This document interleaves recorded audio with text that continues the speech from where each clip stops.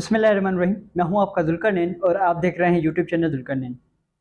सबसे पहले और सबसे बड़ी खबर कि जो तहरीक इंसाफ के मरकज़ी अली नवाज़ ऐवान साहब हैं उन्हें आज मानसरा से गिरफ़्तार कर लिया गया है।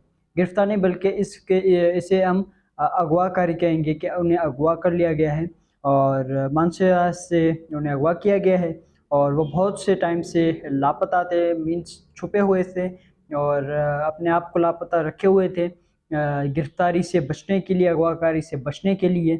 और उनके घरों पर बहुत मर्तबा, कई मर्तबा छापे मारे गए। उनके भाई को उठाया गया, उनके भाई को गिरफ़्तार किया गया और बहुत अरसा उसे कैदी तनाही में रखा गया। उसके बाद उसे रिहा भी किया गया।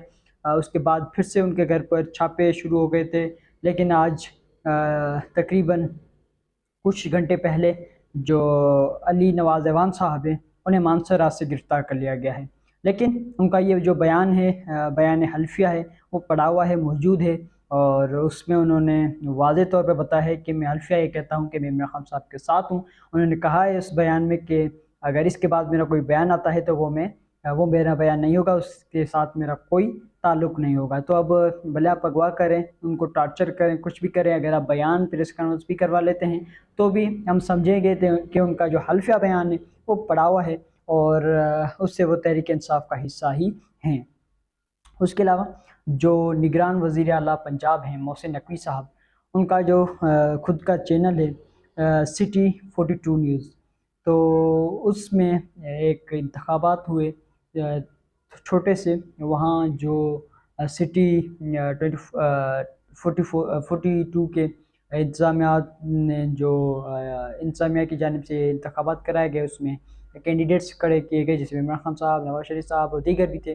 तो उसमें इमरान खान साहब भारी अक्सरियत के साथ जीते हैं और ये बात बहुत ज़्यादा गर्दिश कर रही है, क्योंकि ये जो मोहसिन नकवी साहब का चैनल है, तो इधर बिलावल साहब को जीतना चाहिए था, इधर जरदारी साहब को जीतना चाहिए था, कम अज़ कम अगर इनको भी नहीं तो नवाज शरीफ को जीतना चाहिए था, लेकिन कुछ भी नहीं जीता। जीता वही इमरान खान साहब। और उसके अलावा जब जीत हो गई तो उसके बाद बाकायदा तौर पर नारेबाजी की गई कि तेरी जान मेरी जान, इमरान खान इमरान खान। उसके अलावा वज़ीर आज़म इमरान खान साहब के भी नारे लगे और ये बहुत अलग सी चीज़ है कि मोहसिन नकवी साहब अपने इदारे में भी इंतखाबात अगर शफ़ाफ़ करवा रहे हैं तो वो इस तरह के जो नताइज आ रहे हैं, तो इससे साफ ज़ाहिर होना चाहिए कि कहीं भी आप इंतखाबात करा के देख लो, तहरीक इंसाफ वाज़ेह तौर पर कामयाब है, वाज़ेह तौर पर उन्हें जो बरतरी है वो हासिल है। इसके अलावा जो शेर अफ़ज़ल मरवत साहब हैं, उनकी सरबराही में उन्होंने एक शमूलियत करवाई है और बहुत बड़ी शमूलियत है। नौशेरा से JUI के रहनुमा हैं दाऊद खटक साहब, वो तहरीक इंसाफ में आज शामिल हुए हैं अपने साथियों के साथ, अपने जो पार्टी रहनुमा हैं उनके साथ।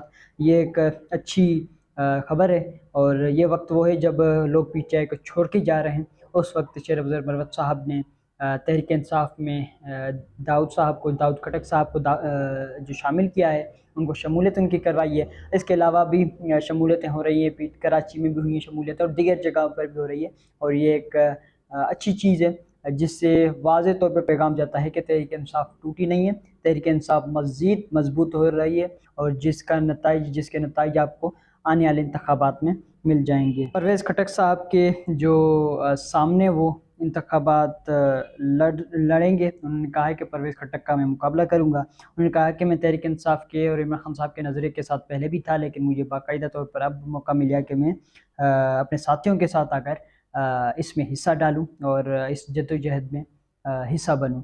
तो हम भी जो दाऊद खटक साहब हैं उनको वेलकम करते हैं, उनको खुशामदीद कहते हैं और उम्मीद करते हैं कि अच्छी तरह से हम जो है वो इस पार्टी को, इस तहरीक को, इस सफ़र को हम जारी और सारी रखेंगे। इसके अलावा सनम जावेद हैं जो PTI की वर्कर हैं, लेकिन अब वो रहनुमा बन चुके हैं। जितना उनको हिरासा किया गया है, तंग किया गया है, जितनी उनको इज़्ज़त मिली है, तो अब वो रहनुमा बन चुकी हैं और उनकी गुज़िश्ता रोज़ एक मरतबा फिर से ज़मानत हुई थी, लेकिन उन्हें एक मरतबा फिर पुलिस ने नामालूम मुकदमे में गिरफ़्तार कर लिया और कैद ही रखा और एक जेल से दूसरी जेल, दूसरी से तीसरी जेल और इस तरह जेल में ही रखा, उन्हें रिहा नहीं किया गया। ये तकरीबन वो तीसरी या चौथी मरतबा रिहा हुई हैं। जब उनकी रिहाई होती है तो फिर से गिरफ़्तारी डाल दी जाती है। इसके अलावा एक और भी मजाक किया अगर चीज़ देखें, क्योंकि आपको पता है कि फवाद चौधरी साहब इस वक्त अंदर हैं, और इस वक्त जो फवाद चौधरी साहब को गुज़िश्ता रोज़ रिमांड मिला है, वो मिला है 14 दिन का रिमांड।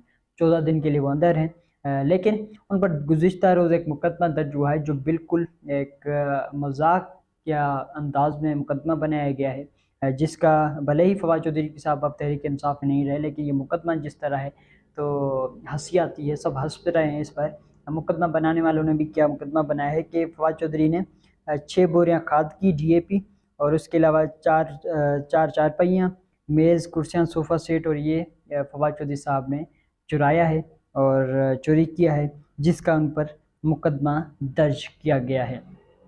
ये मुकदमा दर्ज हुआ है फवाद चौधरी साहब के ऊपर, जिसमें उन्होंने ये सब इल्ज़ामात लगाए हैं कि उन्होंने ये चीज़ें चोरी की हैं।